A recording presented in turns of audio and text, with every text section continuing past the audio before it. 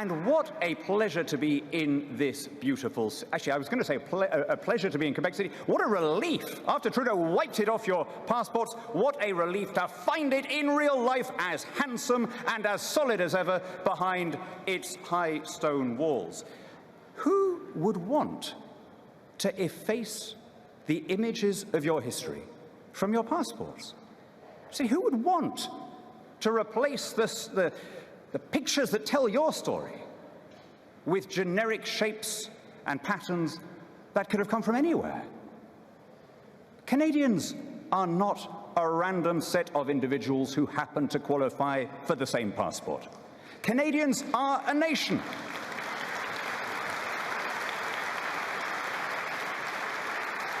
And not just any nation.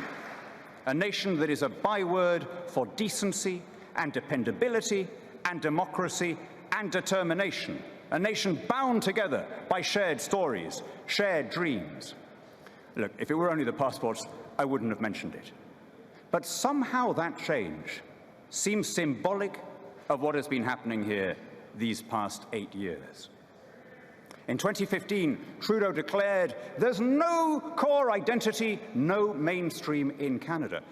What an extraordinary thing to say. It's as though he's embarrassed about the things that make this country distinctive. No, scratch that. As though he's embarrassed about the things that make this country great. It's almost as though he would rather have a bland, woke, decaffeinated, vegan, alcohol-free, though not drugs-free, high-tax, high-spend, UN-compliant, social democratic blancmange.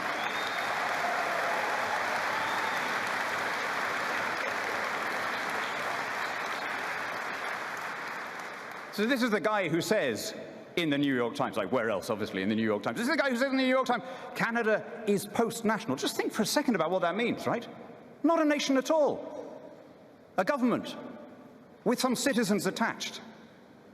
But my friends, the very real nation of Canada has not gone away.